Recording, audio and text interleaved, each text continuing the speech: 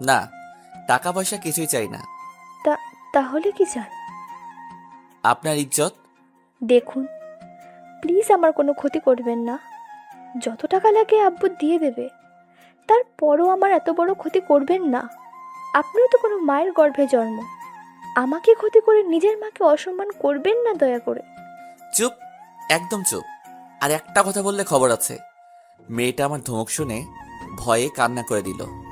কান্না করলে খবর আছে। প্লিজ আমাকে ছেড়ে দিন। ছেড়ে দিব, তবে এখন না, 7 দিন পর। আর এই 7 দিন পরে আপনার সমস্ত ইজ্জত চলে যাবে। আপনি বাসায় ফিরে যাবেন ঠিকই, কিন্তু আপনার আপনজন, আত্মীয় স্বজন, সমাজ, পরিবার কারোর সামনে মাথা তুলে দাঁড়াতে পারবেন না। দেখুন, এমনটা করবেন না, আমাকে নষ্ট করবেন না। তাহলে আমি সমাজে কারোর সামনে মুখ দেখাতে পারবো না। আমিও সেটাই চাই, আপনি যাতে সমাজে একটা ধর্ষিতা মেয়ে হয়ে বেঁচে থাকেন। এটা করে আপনি কি পাবেন? এতই যদি ইচ্ছে হয় পতিতালয়ে যান। আমাদের মতো নিরীহ মেয়েদের জীবনটা এভাবে কেন নষ্ট করে দেন? আপনার মতো জানোয়ারকে যে গর্ভে নিয়েছে সে হয়তো বাজে মহিলা ছিল, তাই তো আপনাকে শিক্ষা দিতে পারেনি। তাই তো আজকে আপনি একটা নিরীহ মেয়ের ইজ্জত নিতে যাচ্ছেন। বাকি কিছু বলার আগে আমি ওর গালে একটা থাপ্পড় বসিয়ে দিলাম। মেয়েটা এবার কান্না করতেছে। সাহস কি করে হয় আমার মাকে বাজে বলার? প্লিজ আমাকে যেতে দিন, আমার সর্বনাশ করবেন না প্লিজ। আপনার রিয়্যাক্ট আর কথা শুনে বোঝা যাচ্ছে আপনি আপনার মাকে অনেক সম্মান করেন, ভালোবাসেন। আজকে আমার জায়গায় আপনার মা যদি একটা বোন থাকতো। এবার আমার চোখ দিয়ে পানি পড়ছে। সত্যি তো, এই মেয়ের জায়গায় যদি আমার মা অথবা বোন হতো, আমি কি এটা মানতে পারতাম? মেয়েটা আমার চোখের পানির দিকে তাকিয়ে আছে আর অবাক হচ্ছে। হয়তো আমার চোখে পানি দেখে, হয়তো ভাবতেছে একটা ছেলে একটা মেয়ের ইমোশনাল কথা শুনে তার ভিতরে থাকা জানোয়ারটা এত সহজে নিস্তেজ হয়ে যাবে, তা হয়তো ভাবতে পারেনি। হয়তো মেয়েটা ভেবে নিয়েছে আমি তাকে ছেড়ে দিব, কিন্তু আমি তো তাকে ছাড়বো না। মেয়েটা এবার করুণ সুরে বলল, আপনার চোখের পানি বলছে আপনি সব বাজে কাজ করবেন না, আমাকে ছেড়ে দিন প্লিজ। আমি আমার চোখের পানি মুছে বললাম, আপনার ধারণা একদম ভুল। আমি একদমই ভালো না, আর আমি আমার ডিসিশন পাল্টাবো না। আচ্ছা, আপনার কি আমার বাবার সাথে কোনো সমস্যা আছে? আমি আব্বুকে বলবো আপনার সমস্যা থাকলে তার সমাধান করে দিতে, তাও আমাকে ছেড়ে দিন। আপনার বাবা কোনোদিনও পারবে না সমাধান করে দিতে। তাহলে এটাই সত্যি, আপনার আর আমার আব্বুর মধ্যে থাকা ঝামেলার জন্য আমাকে নষ্ট করতে চাইছেন? আমি চুপ করে বসে আছি। আপনি তো পুরুষ না, একটা পুরুষ, একটা নিরীহ মেয়েকে কিডন্যাপ করেছেন। আমি এবার আমার আম্মুকে ডাকলাম। তারপর বললাম, আম্মু, এই মেয়ের মুখে টেপ লাগাও। মেয়েটা অবাক প্লাস ভয় দুইটাই হলো, কারণ আমার সাথে আমার মা জড়িত আছে। এটা শুনে অবাক হলো।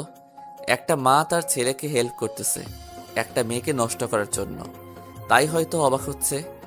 আর ভয় পাইছে হয়তো মুখে টেপ লাগানোর কথা বলাতে। আমি আম্মুকে বললাম, খেয়াল রেখো আম্মু, এই মেয়ে যেন পালাতে না পারে। আর আব্বু বাজার করে নিয়ে আসলে রান্না করে রেখো, রাতে এসে একসাথে খাবো।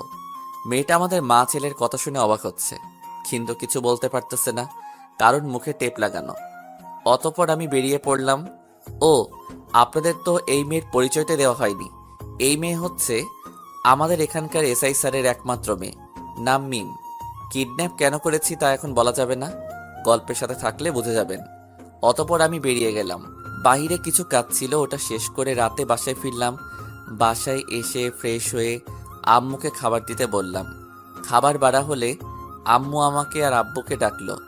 খাবার খেতে বসে আমি আম্মুকে জিজ্ঞাসা করলাম ওই মেয়েকে খাবার খাওয়ানো হয়েছে কিনা। আম্মু বলল না। আমি বললাম আচ্ছা যাও, ওই মেয়েকে নিয়ে আসো। অতঃপর মা চলে গেল ওই মেয়েকে আনতে। 2 মিনিট পর মায়ের শব্দ পেলাম। একটা মানুষ পড়ে গেলে সাধারণত যেমন শব্দ করে তেমন শব্দ আসলো। আমি আর আব্বু খাবার রেখে তাড়াতাড়ি ওই রুমে গেলাম। গিয়ে দেখি মা নিচে পড়ে আছে আর মেয়েটা দাঁড়িয়ে আছে, মিমের মুখে টেপ লাগানো আর 2 হাতের কবজি অবধি বাঁধা।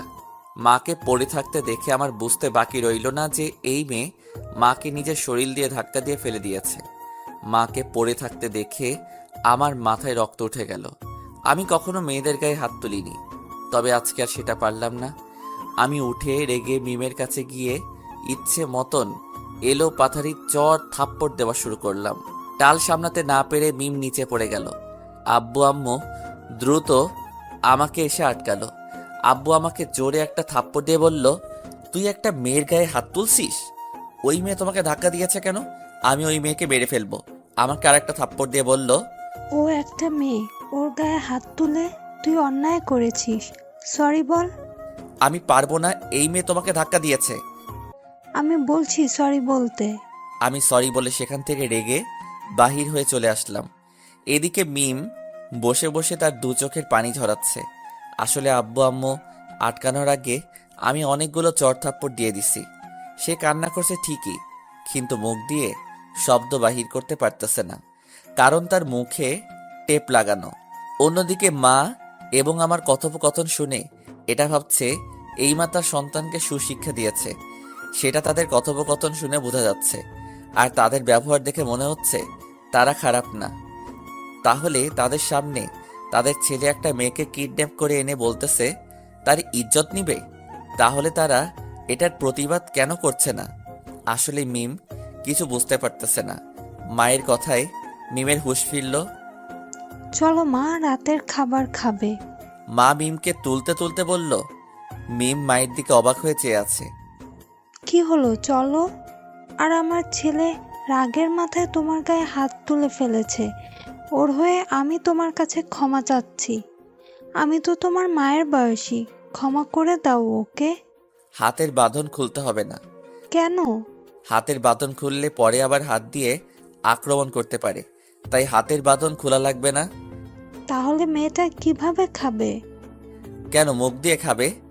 খাবে তো মুখ দিয়েই, কিন্তু হাত দিয়ে না তুলে মুখ দিয়ে খাবে কি করে? সেটা আমি কি জানি। মিম মেয়েটা আমার কথা শুনে আমার দিকে রাগী লোক নিয়ে তাকিয়ে আছে, তবে ভয়ে হয়তো কিছুই বলতে পারতেছে না। মা একটা প্লেটে ভাত নিয়ে মাখা শুরু করলো।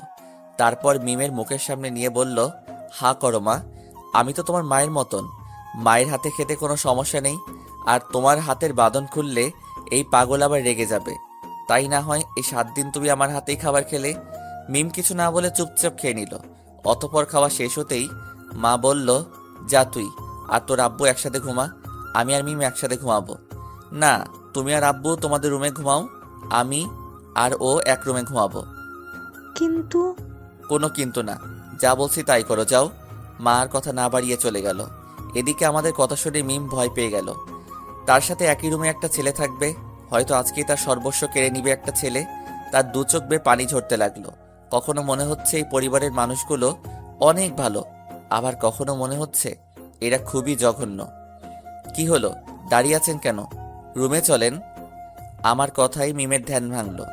কিছু না বলে চুপচাপ রুমে গেল। আমিও তার পিছু পিছু রুমে গিয়ে দরজা লাগিয়ে দিলাম। আমি দরজা লাগিয়ে পিছনে ফিরে তাকাতেই দেখি মিম আমার সামনে 2 হাঁটু ফেলে বসে আছে। কি হলো, এভাবে বসে আছেন কেন? আমাকে আমার ইজ্জত ভিক্ষা দিন, প্লিজ আমার কোনো ক্ষতি করবেন না। উঠেন। মিম আবার বলা শুরু করলো। দেখুন, একটা মেয়ে একটা অপরিচিত ছেলেকে তার সব কিছু দিতে পারে, তবে সেটা তার বিয়ের পর। যখন তার পরিবার একটা অপরিচিত ছেলের সাথে তার বিয়ে ঠিক করে, তখন পরিচিত না হওয়া সত্ত্বেও খুব সহজে মেয়েটা ওই ছেলেটাকে মেনে নিতে পারে। কিন্তু বিয়ের আগে একটা মেয়ে কখনোই তা মেনে নিতে পারে না। যদিও একদিন একটা পরিবারকে ভালো করে চেনা কোনোভাবেই সম্ভব না, তবে আমার মনে হয় না আপনার পরিবার খারাপ হবে। আপনি যদি চান, ইসলামিক শরিয়ত মোতাবেক আমাকে বিয়ে করে আমার সাথে যা ইচ্ছে করতে পারে, আমি কিছু বলবো না, আর বাধাও দিব না। আমি কিছু না বলে পাশের টেবিলে রাখা টেপটা এনে এই মেয়ের মুখে লাগিয়ে দিলাম। যা মুখে আসতেছে তাই বলে যাচ্ছে। এই মেয়েকে আমি কিডন্যাপ করেছি, আর এই মেয়ে আমাকে বিয়ের প্রপোজাল দিচ্ছে। আজব। তারপর আমি মেয়েটাকে হাত ধরে টেনে বিছানায় নিয়ে গেলাম। আমি বললে শুইবে না জানি, তাই আমি তাকে ধাক্কা দিয়ে বিছানায় ফেলে দিলাম। তারপর তার 2 পা খাটের 2 কোণায় বাঁধলাম। মেয়েটা ভীষণ নড়াচড়া করতেছিল। তারপর আমি হাতের বাঁধন খুলে 2 হাত খাটের 2 পাশে বেঁধে দিলাম। এমনভাবে বাঁধলাম যাতে 2 হাত এক করতে না পারে। অবশ্য হাত বাঁধার সময় আমাকে আরেকটা হাত দিয়ে খামচি দিয়েছে গলায়। কিছুটা ছিলে গেছে আর হালকা রক্ত বাহির হচ্ছে। মিমের দু চোখ বেয়ে পানি পড়ছে, হয়তো ভাবতেছে নিজেকে রক্ষা করতে পারলাম না। অতপর আমি নিচে বিছানা করে শুয়ে পড়লাম। মিম হয়তো এটা আশা করেনি। সবচাইতে বেশি অবাক হয়তো এখন হয়েছে, সেটা কল্পনাও করতে পারিনি। অতপর আমি ঘুমিয়ে পড়লাম। অন্যদিকে মিমের চোখে ঘুম নেই, বিভিন্ন কথা সে চিন্তা করছে।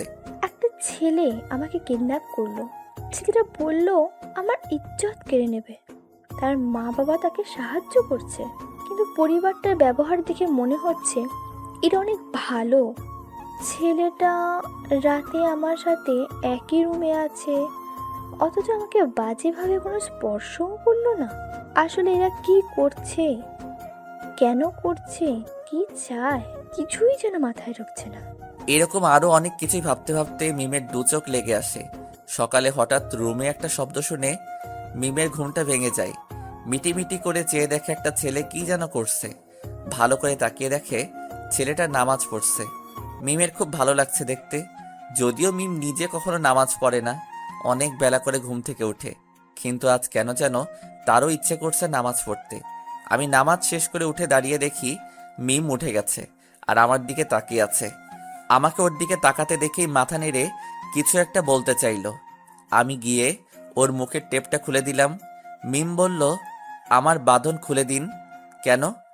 আমি ওয়াশরুমে যাব। কোনো ঝামেলা করবেন না তো? ওকে, আপনার যখন এতই ভয় তাহলে আমি বিছানা নষ্ট করি, আপনারা পরিষ্কার করবেন, কেমন?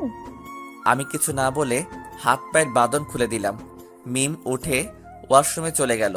আমি ওয়াশরুমের বাইরে দাঁড়িয়ে আছি, যদি কোনো ঝামেলা করতে চাই তাই দাঁড়িয়ে আছি। কিছুক্ষণ পর হাত মুখ ধুয়ে বাহির হলো। আমি রশি দিয়ে বাঁধতে গেলে বলল, একটু পর বাঁধেন, আমি নামাজ পড়ে নিই তারপর। মেয়েটা নামাজ পড়বে বলে আমি আর কোনো বাধা দিলাম না। অতপর মিম নামাজ পড়ার পর আমি আবারও মিমের 2 হাত বেঁধে দিলাম। এবার আর কোনো রকম বাধা দিল না। অতপর একটা চেয়ারে বসিয়ে চেয়ারের সাথে বেঁধে রাখলাম। তারপর আমি প্রতিদিনের মতো হাঁটতে বের হলাম। হাঁটতে হাঁটতে মিমদের বাসার সামনে গেলাম। দেখলাম বাসায় অনেক পুলিশ। আমি মনে মনে শান্তি পেলাম আর একটা মুচকি হাসি দিয়ে সেখান থেকে জগিং করতে করতে বাসায় ফিরে আসলাম। বাসায় এসে ফ্রেশ হয়ে নাস্তা করতে বসলাম। মা মিমকে আনতে যেতে নিলে আমি বললাম আমি যাচ্ছি, কারণ কালকের মতন আজকেও যদি একই কাজ করে। তারপর আমি গিয়ে মিমকে নিয়ে আসলাম। হাতের বাঁধন খুলিনি। আমি মাকে বললাম, তুমি খাইয়ে দাও, হাতের বাঁধন খুলতে হবে না। অতপর আমরা খাবার খাচ্ছি। এর মাঝে আব্বু বলল, কি রে, তোর গলায় ওটা কিসের দাগ? আমি সাধারণভাবেই খাবার খেতে খেতে বললাম, আব্বু, গতকাল রাতে এই মেয়েটা খামচি দিয়ে এমন অবস্থা করেছে। আমার কথা শুনে আব্বু আম্মু দুজন রেগে গেলেন, তবে ওই মেয়ের উপর রাগেনি, রেগেছে আমার উপর। ও, খামচি দিয়েছে মানে? এই মেয়ে গতকাল রাতে খামচি দিয়েছে। কিছু না বুঝে সহজভাবে উত্তরটা দিলাম। মা মিমকে খাওয়ানো রেখে উঠে এসে এঁটো হাতে সোজা আমার গালে একটা চড় বসিয়ে দিল। আমার সম্পূর্ণ গালে এঁটো খাবার লেগে আছে। আমি মাকে বললাম, আমাকে থাপ্পড় কেন মারলে আম্মু? ছি, তুই এতটা খারাপ হয়ে যাবি তা কখনো কল্পনাও করিনি। একটা অসহায় মেয়েকে একা ঘরে পেয়ে তুই আমার বলতেও ঘৃণা করছে। মা কি বোঝাতে চাইছে তা আর আমার বুঝতে বাকি নেই। আমি মাকে বললাম, শোনো আম্মু, তোমার ছেলে এমন কোনো কাজ করবে না যাতে তোমাদের মাথা নিচু হয়ে যায়। এই কথা বলে অর্ধ খাবারে পানি ঢেলে উঠে চলে আসছিলাম। তখনই মিম পিছন থেকে বলল, শুনেন, আন্টিও তো আপনাকে না বুঝে গায়ে হাত তুলেছে, তাই বলে কি খাবারের সাথে রাগ দেখাবেন? এটা কিন্তু মোটেও ঠিক না, খাবারের সাথে রাগ দেখাতে নেই। আমি পিছনে ফিরে রাগে একটা লুক নিয়ে মিমের দিকে তাকালাম। মিম আমার রাগি লুক দেখে ভয়ে মাথা নিচু করে ফেলল। আমি কিছু না বলে আবার হাঁটা শুরু করলাম। তারপর বাহিরে চলে আসলাম। অন্যদিকে রাতে কি হয়েছে তা ওই মেয়ে মায়ের কাছে বলল। মা মিমের মুখে শুনে আমাকে বেশ কয়েকবার কল দিল, কিন্তু কোনো লাভ হলো না, কারণ আমি মোবাইল বন্ধ করে রেখেছি। অতপর সারাদিন এদিক ওদিক ঘোরাঘুরি করে রাতে বাসায় ফিরলাম। আমি বাসায় যেতেই মা জিজ্ঞাসা করলো, সারাদিন কোথায় ছিলি? বাহিরে। বুঝলাম, তবে মোবাইল বন্ধ ছিল কেন? হয়তো চার্জ ছিল না। মিথ্যা বললাম, ইচ্ছে করে বন্ধ করে রাখছি, কারণ জানি মা কল দিবে তাই। মা ও বুঝতে পারছে আমি মিথ্যা বলছি, কিন্তু মা ওসব নিয়ে আর কথা বাড়ালো না। বলল, খেতে আয়, খাবার দিচ্ছি। বাহির থেকে খেয়ে আসছি। এটাও মিথ্যা বললাম। মা কিছু না বলে চলে গেল। একটু পর খাবারের প্লেট নিয়ে আমার কাছে এলো। খাবার মেখে আমার মুখের সামনে তুলে বলল, হা কর। আমি বললাম তো আমি খেয়ে এসেছি, ক্ষুধা নেই আমার। আমিও কিন্তু সকাল থেকে এখনো মুখে কিছু তুলিনি। আমি আর কিছু না বলে খাবার খাওয়া শুরু করলাম। আসলে আমি পরিবারের সবার ছোট তো, তাই মা আমাকে এখনো প্রায়ই তার নিজের হাতে খাইয়ে দেয়। অতপর খাবার খাওয়া শেষ হলে মা চলে যাচ্ছিল। আমি মাকে পেছন থেকে ডেকে বললাম, আম্মু তুমিও খেয়ে নাও। মা বলল, তোর আব্বু অফিস থেকে আসুক, তারপরে একসাথে খাবো। আমি আর কিছু বললাম না, কারণ আমি জানি আমি যতই বলি কাজ হবে না। কারণ আব্বুকে রেখে মা খাবার খাবে না, তাই কথা বাড়িয়ে লাভ নেই। অতপর আমি মিমের রুমে গিয়ে দেখি সব কিছু ঠিকঠাক আছে। মিমকে একটা চেয়ারে বেঁধে রাখা হয়েছে। আমি গিয়ে বিছানায় শুয়ে পড়লাম। শরীরটা খুব ক্লান্ত লাগতেছে। আসলে সারাদিন এদিক ওদিক ঘোরাঘুরি করছি তো, তাই শুয়ে পড়তেই কখন যে ঘুমিয়ে গেছি তা মনে নেই। ঘুম ভাঙছে ফজরের আজানের শব্দে। চোখ মেলে তাকিয়ে দেখি আব্বু আমার পাশে শুয়ে আছে। আমি উঠে ওয়াশরুমে গেলাম। হঠাৎ মনে পড়লো আমার পাশে আব্বু। তাহলে মিম কোথায়? অবশ্যই মার রুমে।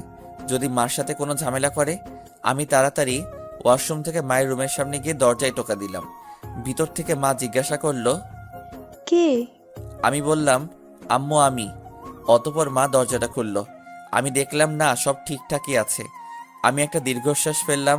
মা জিজ্ঞাসা করলো, কি হয়েছে? আমি বললাম, না কিছু না বলে চলে আসছিলাম। তারপর আবার পিছনে ফিরে বললাম, আম্মু।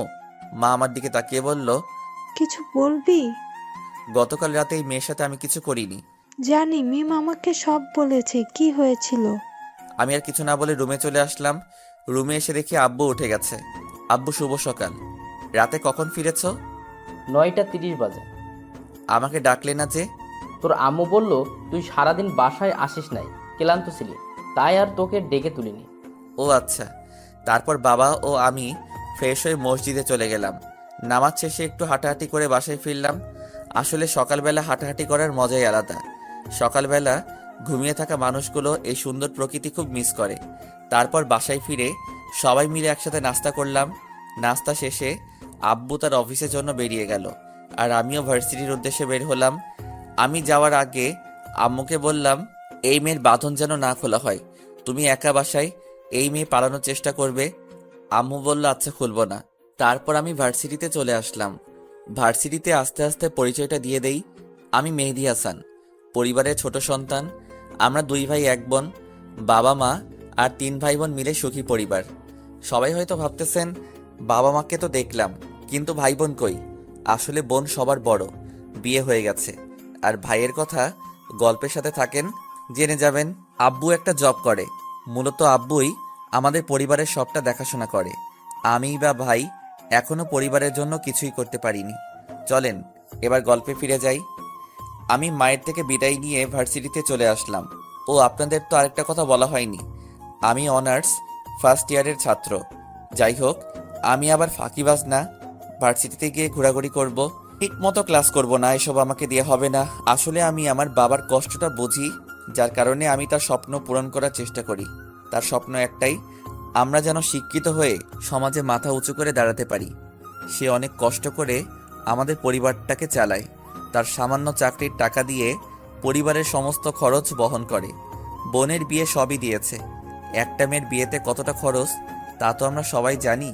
আর সেই দায়িত্বটা যদি একটা সাধারণ পিতার উপর থাকে, তাহলে তার কি পরিমাণ কষ্ট হয় সেটা ওই পিতা ছাড়া আর কেউ বুঝবে না। আর কিছু পরিবার আছে, মুখ লজ্জায় কারো থেকে চাইতেও পারে না, আবার সাধারণভাবে মেয়েকে তার শ্বশুরবাড়ি পাঠাতেও পারে না। তাদের সাহায্য করে একমাত্র আল্লাহ। আমাদের পরিবারটাও ওই রকমই। এখানে বাস্তব কিছু কথা বলি।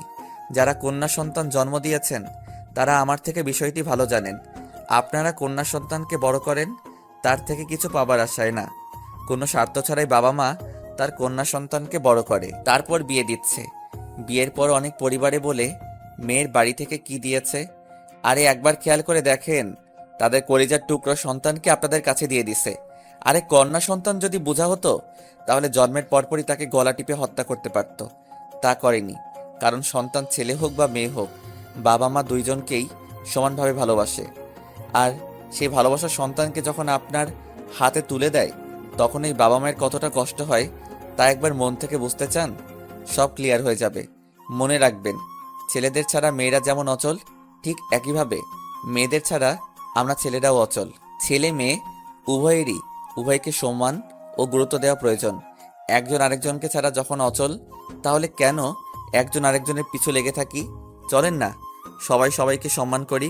ভুল কিছু বললে সবাই ক্ষমা করবেন। চলেন এবার আবার গল্পে ফিরে যাই। তো আমি ক্লাস শেষ করে দুপুরে বাসায় গেলাম। বাসায় গিয়ে ফ্রেশ হয়ে আমি, আম্মু ও মিম দুপুরের খাবার খেয়ে নিলাম। আসলে আব্বু দুপুরে খাবার অফিসে খায়, অতপর খাবার খেয়ে আবার আমি সবসময় একটু ঘুমাই। আজকেও তার ব্যতিক্রম হলো না। আমি গিয়ে আব্বু আম্মুর রুমে শুইলাম। আসলে ওই রুমে মিম আছে, তাই আব্বু আম্মুর রুমে গিয়ে শুইলাম। অতপর বিকালে মায়ের ডাকে আমার ঘুম ভাঙলো। এই উঠ। আম্মু আরেকটু ঘুমাই। না উঠ, আজান হয়ে গেছে, উঠে নামাজ পড়তে যা। বলেই মা আমাকে এক প্রকার টেনে তুলল। আমিও উঠে ফ্রেশ হয়ে বেরিয়ে গেলাম। অতপর নামাজ পড়ে এমনি একটু চায়ের দোকানে গেলাম। চায়ের দোকানে 5 মিনিট বসেই আমি শিওর হয়ে গেলাম এসআইয়ের মেয়ে কিডন্যাপ হয়েছে। এই কথাটা সবার মধ্যে জানাজানি হয়ে গেছে। ঠিক আমি যেটা চেয়েছিলাম ওটাই হয়েছে। সবার মুখে এটাই নিয়ে গল্প। এক একজন এক একটা কথা বলতেছে। কেউ বলতেছে পালিয়ে গেছে, তো কেউ বলতেছে হয়তো এসআইর সাথে কারো শত্রুতা বলে হয়তো মেরে লাশ গুম করে ফেলেছে। এমন বিভিন্নজন বিভিন্ন মন্তব্য করতেছে। আমি এটাই চাইছি সবার মুখে মুখে এই কথাটা থাকে। আমি যেমন করে চাচ্ছি সব কিছু ঠিক তেমন করেই হচ্ছে, সব প্ল্যান মাফিক। কেন জানি না ভালোই লাগছিল সবার মুখে এসব কথা শুনে। তাই আমিও বসে বসে তাদের কথা শুনতে লাগলাম। প্রায় 1.5 ঘন্টা তাদের কথা শুনলাম। দোকানে অনেকেই আসতেছে, আবার অনেকেই যাচ্ছে, কিন্তু টপিক একটাই, এসআই সাহেবের মেয়ে নিখোঁজ। অতপর আজান হলো। আমি উঠে মাগরিবের নামাজ আদায় করে বাসায় চলে আসলাম। বাসায় এসে কিছুক্ষণ মায়ের সাথে গল্প করলাম, আর বাহিরে লোক কি বলাবলি করতেছে সব বললাম। মায়ের সাথে গল্প করতে করতে আব্বু চলে আসলো। আসলে বাসায় আমি আর মা একাই থাকি বেশিরভাগ সময়, কারণ আব্বু তো সারাদিন অফিসে। প্রায় সময় আম্মুর সাথে গল্প জমিয়ে বসি, আজকেও তাই করেছি। মিম আছে অনুরমে বাধা। আব্বু ফ্রেশ হয়ে আসলে আমাদের গল্প করা শেষ হলো। মা খাবার দিতে চলে গেল, আর আমি মিমকে আনতে গেলাম। অতপর আর কি, প্রতিদিনের মতো খাবার খেয়ে শুয়ে পড়লাম। নিচে ঘুমাতে আর ভালো লাগে না, কিন্তু কি আর করার, সারা রাত তো বসে থাকা যাবে না, ঘুমাতে তো হবেই। অতপর ঘুমিয়ে পড়লাম। অতপর পরের দিন আর কি, ঘুম থেকে ওঠা, নামাজ পড়া, নাস্তা করা, তারপর ভার্সিটিতে যাওয়া, এই আর কি প্রতিদিনের রুটিন। আজকে দুপুরে খাবারের পর কেন যেন ঘুম আসছিল না, তাই মোবাইল টিপতেছি। বেশ কিছু সময় মোবাইল টিপার পর আর ভালো লাগতেছিল না। ভাবলাম একটু বাহির থেকে ঘুরে আসি। যেই ভাবা সেই কাজ। আমি আমার রুমে গিয়ে একটা শার্ট পরে বাহির হব, ঠিক তখনই পিছন থেকে গোঙানোর শব্দ আসলো। আমি পিছন ফিরে তাকালাম, দেখি মিম গোঙাচ্ছে। আমি জিজ্ঞেস করলাম, কিছু বলবেন? মাথা নাড়িয়ে হ্যাঁ সম্মতি জানালো। আমি বললাম, বলেন কি বলবেন। মিম আবার সেই করে যাচ্ছে, চোখ দুটো মুখের দিকে ইশারা করে। ও, আমি বুঝতে পারছি, আসলে আমি বোকা। মুখের টেপ না খুলে তাকে কথা বলতে বলতেছি, কি আর করার। গিয়ে টেপ খুলে দিলাম। টেপ খুলতেই আপনার মাথায় কি গোবর নাকি? মুখে টেপ লাগিয়ে প্রশ্ন করেই যাচ্ছেন। বলে একটা লম্বা শ্বাস নিল। আমি তো এই মেয়ের সাহস দেখে অবাক। আমি একটা ধমক দিলাম। আমার ধমক শুনে একটু ভয় পেল। এসব ফালতু কথা বাদ দিয়ে বলেন কি বলবেন। আসলে আপনি কোথায় যাচ্ছেন? মানে আমি কোথায় যাচ্ছি সেটাও কি আপনাকে বলতে হবে? আপনি রেগে যাচ্ছেন কেন? আজব, আপনি এমনভাবে কথা বলতেছেন মনে হচ্ছে আমি আপনার হাজবেন্ড। না মানে আসলে না আসলে কি বলেন? না মানে আসলে আবার সেই না মানে আসলে, এসব না বলে সরাসরি বলেন কি বলবেন। আসলে আপনারা আমাকে আজ 4 দিন হলো কিডন্যাপ করেছেন। আপনাদের ব্যবহার দেখে মনে হচ্ছে না আপনারা আমার কোনো ক্ষতি করবেন। এসব কথা বলার জন্য আপনি আমাকে থামিয়েছেন? শুনেন, সময় মতন সব জানতে পারবেন। না আসলে বলছি না, সময় মতন জানতে পারবেন সব। আমি বাহিরে যাব। আপনি কোথায় যাচ্ছেন? আবার সেই একই প্রশ্ন। কোনো প্রেমিকার সাথে দেখা করতে নাকি? না মানে আসলে প্রতিটা ছেলেই তার প্রেমিকার সাথে দেখা করতে গেলে এমন প্রশ্নে বিরক্ত হয়। এসব ফালতু কথা বাদ দিন, আমার প্রেমিকা নেই। ও তাই? তাহলে কোথায় যাচ্ছেন? এই মেয়ের তার ছেঁড়া, না শুনলে বলতেই থাকবে কোথায় যাচ্ছি, তাই বাধ্য হয়ে বলেই দিলাম। এমনি বাসায় ভালো লাগছে না, বোরিং লাগছে, তাই বাইরে যাচ্ছি। আমারও আপনারও কি? বোরিং লাগছে। তো আমি কি করতে পারি? চাইলে তো অনেক কিছুই করতে পারেন। মানে? না মানে আসলে আপনি চাইলে তো আমার বোরিং লাগাটাও দূর করতে পারেন। আসলে এক জায়গায় 4 দিন যাবত হাত পা বাঁধা অবস্থায় থাকতে থাকতে খুবই বোরিং লাগছে। আজব, আপনাকে আমি কিডন্যাপ করেছি, আর আপনি আমাকে ভয় না পেয়ে আমার সাথে গল্প করতে চাচ্ছেন? তো কি হয়েছে? এই মেয়ের কথাবার্তা শুনে নিজেকে কেমন পাগল পাগল লাগছে। আসলে যেন তার মধ্যে কোনো ভয়ই নেই। দেখুন, আপনার সাথে কথা বললে আমি পাগল হয়ে যাব। কেন আমার প্রেমে পাগল হয়ে যাবেন নাকি? কি বলেন এসব? ধুর, আপনার মুখ খোলা থাকলে উল্টাপাল্টা বকেন। আপনার মুখে টেপ মানানসই বলে যেই টেপ হাতে নিয়েছি। না না প্লিজ, আমি তো মজা করে বলছি। আমি আপনার বিয়াই না যে আমার সাথে ফাইজলামি করবেন। সরি। মনে থাকে জানো। আসলে সত্যি এভাবে সারাদিন থাকতে ভালো লাগে না। আপনি যদি বসে একটু গল্প করতেন ভালো লাগতো। একটু ভেবে বললাম, আচ্ছা ঠিক আছে, তবে একটা শর্ত আছে। কি শর্ত? আমি রাজি। একটু ভয় দেখানোর জন্য বললাম, আমাকে কিস করতে হবে। এক নিমিষেই মুখটা ফ্যাকাশে হয়ে গেল আর মাথা নিচু করে বসে আছে। আমি এবার হাসতে হাসতে বললাম, আরে মজা করে বলছি। মিম এবার একটু গম্ভীর হয়ে বলল, আমি আপনার বিয়াইন না যে আপনি আমার সাথে মজা করবেন। ওকে, তাহলে আর কি করার, আমি বরং যাই, বাহির থেকে মুড ঠিক করে আসি। আপনি বসে থাকেন একা একা। এই না না, আমি তো এমনি মজা করে বলছি, তখনকার কথাটা ফেরত দেওয়ার জন্য। ও আচ্ছা, তবে আমি আপনার সাথে আড্ডা দিতে পারি, কিন্তু সত্যি আমার একটা শর্ত আছে। আচ্ছা বলেন, কি শর্ত আপনার? আমার শর্ত হচ্ছে, আপনাকে কেন কিডন্যাপ করেছি এসব প্রশ্ন করতে পারবেন না। এক কথায়, কিডন্যাপ সম্পর্কে কিছু জিজ্ঞেস করতে পারবেন না। সময় মতন সবই জানতে পারবেন। আচ্ছা ঠিক আছে, ওসব কিছু জিজ্ঞেস করব না। আচ্ছা বলেন। কি বলবো? আপনি না বললেন আমার সাথে আড্ডা দিবেন, তো বলেন। এইভাবে কি কথা বলা যায় নাকি? তো কিভাবে কথা বলবো? আচ্ছা বাদ দিন তো, প্রেম কয়টা করেছেন? এসব কি প্রশ্ন? আমি কিন্তু যা ইচ্ছে জিজ্ঞেস করতে পারবো, আপনিই বলেছেন, শুধু কিডন্যাপ বাদে। কিন্তু কিসের কিন্তু? কোনো কিন্তু নাই। আমি মোটা পাতে যা আছে জিজ্ঞেস করতে পারবো আর আপনি তার উত্তর দেবেন। আচ্ছা বলেন। প্রেম কয়টা করেছেন? একটাও না। মিথ্যে কেন বলেন? ওকে, 100টা করেছি। খুশি? খুশি? হাসেন কেন? এমনি। তা আপনার স্বপ্ন কি? না মানে আপনি ভবিষ্যৎ নিয়ে কি চিন্তা ভাবনা আছে? ভবিষ্যৎ কি হবে তা নিয়ে কোনো চিন্তা নেই। মানে একটা মানুষের ভবিষ্যৎ নিয়ে কোনো চিন্তা ভাবনা থাকে না নাকি? ছিল, মরে গেছে। তাই নাকি? তা মেয়েটা কে যে এত বড় ছ্যাঁকা দিল আপনাকে, যার জন্য সব স্বপ্নগুলো মরে গেল? স্বপ্নগুলো মরার জন্য সিচুয়েশন আর কিছু আঘাতই যথেষ্ট। সময় হলে সবই জানতে পারবেন। স্বপ্নগুলো মরার জন্য কারণ যে মেয়েরা হবে এমনটা তো না। সমাজে কিছু প্রভাবশালী মানুষ আছে যারা মধ্যবিত্ত বা নিম্নবিত্ত মানুষগুলোর স্বপ্ন ভেঙে চুরমার করে দেয়। ও বাবা, আপনি সিরিয়াস হয়ে যাচ্ছেন কেন? আমি তো মজা করে বলছি। মানুষের ইমোশনাল নিয়ে মজা করাই তো আপনাদের মতন প্রভাবশালী লোকদের কাজ। মানে কি বলতে চান আপনি? আমি যা বলতে চাই সেটা আপনি সময় হলে বুঝতে পারবেন। আচ্ছা, কিসের এত সময়? যখনই জিজ্ঞেস করি তো বলেন সময় হলে জানতে পারবো। আসলে কি এমন জিনিস যে সময় হলে জানতে পারবো? আমার ভালো লাগছে না এসব কথা শুনতে। মনটা নিমিষেই খারাপ হয়ে গেল। ভাইয়ার কথা মনে পড়ে গেল। চোখের কোণে পানি চলে আসলো। আমার চোখে পানি দেখে মিম অবাক হয়ে বলল, কি হয়েছে? আমি কিছু না বলে উঠে গেলাম আর সেখানে দাঁড়িয়ে না থেকে বেরিয়ে এলাম। চোখ মুছতে মুছতে বাসা থেকে বেরিয়ে গেলাম। আসরের নামাজের সময় হয়ে গেছে, তাই সোজা মসজিদে চলে গেলাম। আজানের আরও 30 মিনিট সময় বাকি আছে, তাই বসে বসে একটু কোরআন তেলাওয়াত করলাম। অতঃপর আজান হলে নামাজ আদায় করে আর বাসায় গেলাম না, বাহিরে একটু ঘোরাঘুরি করলাম। অতঃপর মাগরিবের নামাজ পড়ে বাসায় আসলাম। আজকে মনটা অনেক বেশি খারাপ। ভাইয়ার কথা ভীষণ মনে পড়ছে। আসলে আমাদের সাথে এটা না হলেও পারত। একটা দুর্ঘটনা শুধু একজনের জীবনই বদলে দেয় না, সমস্ত পরিবার ধ্বংস করে দেয়। আমাদের পরিবারটাও অনেক সুখী ছিল, কিন্তু একটা ঝড় সব শেষ করে দিয়েছে। আমাদের সুখ শান্তি সব কেড়ে নিয়েছে আমাদের ভালো থাকাটা। এমনটা না হলেও পারত। আসলে সমাজটা এমন যেখানে নিন্দা করার মতন মানুষের অভাব নেই, কিন্তু বিপদে পাশে থাকার মতন মানুষের খুব অভাব। আমি রুমে গিয়ে চুপচাপ বসে আছি মন খারাপ করে। মা রুমে এসে বলল, কিরে, মন খারাপ? আসলে মা তো মুখ দেখেই বুঝে গেছে। আমি আর নিজেকে আটকাতে পারলাম না।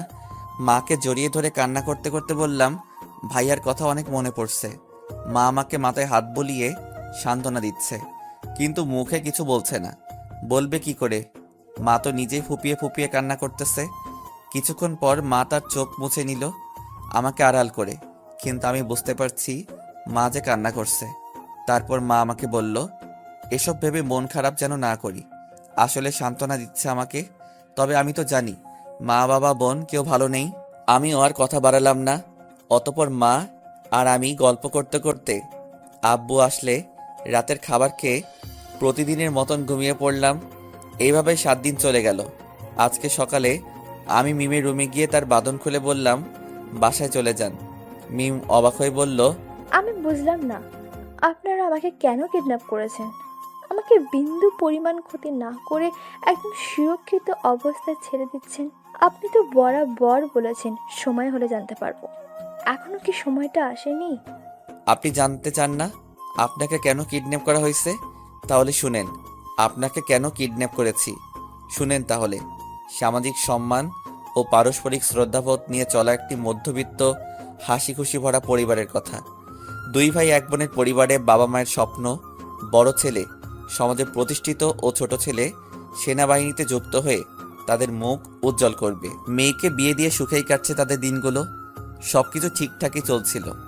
বড় ছেলে গ্র্যাজুয়েশনের পথে, ফলে থেকেই পড়াশোনা করছে, কিন্তু একটি চক্রান্ত তাদের সব স্বপ্নকে কেড়ে নেয়, এলোমেলো করে দেয় পুরো পরিবারকে। রাতের পুলিশ চেকপোস্ট কেড়ে নেয় একটি নিষ্পাপ জীবন। হল থেকে এক রাতে বাড়ি ফেরার পথে পুলিশ চেকপোস্ট তাদের বড় ছেলেকে বিভিন্নভাবে হয়রানি করে এবং কোনো অপরাধ ছাড়াই তার কাছে টাকা দাবি করে। সাধারণত সৎ প্রকৃতির মানুষ বলে সে পুলিশকে টাকা দিতে রাজি হয়নি। কথা কাটাকাটির এক পর্যায়ে পুলিশ তাকে মাদক মামলায় গ্রেফতার দেখিয়ে থানায় নিয়ে যায়। পরে তার বাবা মা এই বিষয়ে পুলিশের সাথে মীমাংসা করতে চাইলে তাদেরকে সত্যের ওপর অটল থাকতে বলেন তিনি। পরবর্তীতে আদালতের রায়ে তার 2 বছর জেল হয়। এই রায়ে পড়াশোনা ও প্রতিষ্ঠিত হওয়ার স্বপ্ন শেষ হয়ে যায় তার। অথচ তার কোনো অপরাধী নেই। মাদক বিষয়ে সে কিছুই জানে না, এর আগে পিছেও ছিল না কখনো। তবে আপোষ করলে হয়তো এত বড় ক্ষতি হতো না তাদের। কিন্তু তাদের বড় ছেলের কথা হলো, যেই টাকা দিতে চাইনি বলে আমাকে থানায় এনেছে, সেখানে টাকা দিয়ে আপোষ করার কোনো মানে হয় না। টাকা দিয়ে আপোষ করার কোনো কাজ যদি আমি করতাম, তাহলে চেকপোস্টে টাকা দিতাম। আমি অন্যায়ভাবে কাউকে টাকা দিব না।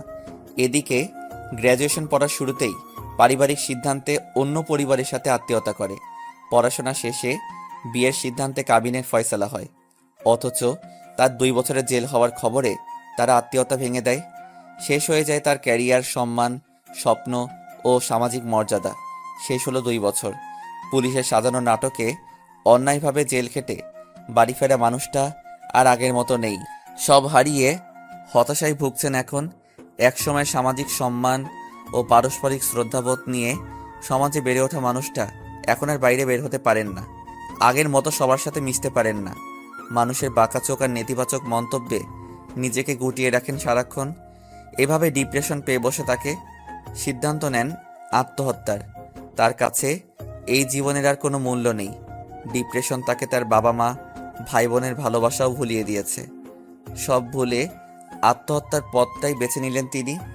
এত স্বপ্ন, ভালোবাসা ও সাজানো সংসার ছেড়ে চলে যাওয়া মেনে নিতে পারেননি বাবা মা, ভাই বোন। অন্যায়ভাবে ছেলের জেল ও আত্মহত্যার ঘটনায় তার বাবা ও ছোট ভাই ওই পুলিশ কর্মকর্তাকে শাস্তি দেওয়ার সিদ্ধান্ত নেন। তাই একদিন তার মেয়েকে কিডন্যাপ করে আটকে রাখেন 1 সপ্তাহ। কিছু বুঝতে পারছেন? হ্যাঁ, ওই পরিবারের মানুষগুলো আমরাই। আর সেই পুলিশ অফিসারটা আপনার বাবা। আপনার বাবার জন্য আমার ভাই আত্মহত্যা করেছে। পারবেন আপনার বাবা কোটি টাকার বিনিময়ে আমার ভাইকে ফিরিয়ে দিতে? আপনাকে কিডন্যাপ করেছি, অথচ কোনো ক্ষতি করিনি। তাহলে কিডন্যাপের মানে কি, তাই ভাবতেছেন তো? তাহলে শুনেন, কিডন্যাপের 7 দিন পর সম্পূর্ণ সুস্থ ও স্বাভাবিক অবস্থায় বাড়ি ফিরে যাবেন ঠিকই, কিন্তু আপনি চাইলেও এখন আর স্বাভাবিক জীবনে ফিরতে পারবেন না। অথচ এই ঘটনায় আপনার কোনো অপরাধ নেই। এটি অসাধু পুলিশ অফিসার, মানে আপনার বাবার কর্মকাণ্ডের শাস্তি আপনাকে সারা জীবন ভোগ করতে হবে। আপনি সমাজকে কোনোভাবে বোঝাতে পারবেন না আপনি সুস্থ ও স্বাভাবিক অবস্থায় বাড়ি ফিরেছেন। সমাজ আপনাকে এখন আর আগের মতো স্বাভাবিকভাবে গ্রহণ করবে না। আপনি হাজারো নথি আর প্রুফ হাজির করালেও সমাজ আপনাকে বাঁকা চোখে দেখবে, কিন্তু এসবের জন্য আপনি কোনোভাবেই দায়ী নন। এই ঘটনা ও ডিপ্রেশন আপনাকে আত্মহত্যার দিকে ঠেলে দিতে পারে, অথচ আত্মহত্যার পর যখন একটি মানুষের জীবন অবসান হবে তখন সমাজ ও সমাজের মানুষ প্রুভ করার চেষ্টা করবে আপনার কোনো দোষ ছিল না। কিন্তু তাতে আপনার পরিবারের কী লাভ হবে? আপনার পরিবার তো আর আপনাকে ফিরে পাবে না। সমাজের ভুল ভাঙে কিন্তু অনেক পরে, যখন আপনার নিষ্পাপ জীবন অবসান ঘটবে, যখন আপনাকে আর ফিরিয়ে আনার কোনো সুযোগই থাকে না। আপনি এই আত্মহত্যার মধ্য দিয়ে মুক্তি চান, কিন্তু আপনার বাবা মা, ভাই বোন, আত্মীয় স্বজন মুক্তি পাবে কিভাবে? তাহলে তাদেরও কি আত্মহত্যার মতো একই পথ বেছে নেওয়া উচিত? সমাজ ও সমাজের মানুষের কাছে এই প্রশ্নটি থেকে যায়। আমি আপনার ইজ্জতে একটি ফুলের টোকাও দেইনি, তবে সমাজের চোখে আপনাকে বাজে বানিয়ে দিয়েছি। আজকের পর থেকে সবাই আপনার দিকে অন্যরকমভাবে তাকাবে। আমি ভুল করেছি, আমাকে মাফ করবেন। এটা ছাড়া কোনোভাবে আর আপনার বাবাকে বোঝানো সহজ হবে না। আমার ভাইয়ের মতন যাতে আর কেউ আত্মহত্যা না করে, তাই আমি এটা করছি। আপনার বাবা যেন আর কারো জীবন নষ্ট করতে না পারে, তাই আমি এটা করেছি। আমাকে মাফ করে দিবেন। আপনি কেন মাফ চাচ্ছেন? আমার বাবার হয়ে আমি আপনাদের কাছে মাফ চাচ্ছি। আমি এমনিতে আপনার সাথে অন্যায় করেছি। আজকের পর থেকে আপনি অন্যায় না করেও সবার চোখে অপরাধী। আপনার আত্মীয় থেকে শুরু করে আপন মানুষগুলাও আপনার দিকে বাঁকা চোখে তাকাবে। আপনি হয়তো ডিপ্রেশনেও থাকবেন, তবে আমাকে ওয়াদা করেন আমার ভাইয়ের মতন ভুল ডিসিশন নিয়ে আমাকে আরও বেশি অপরাধী করবেন না।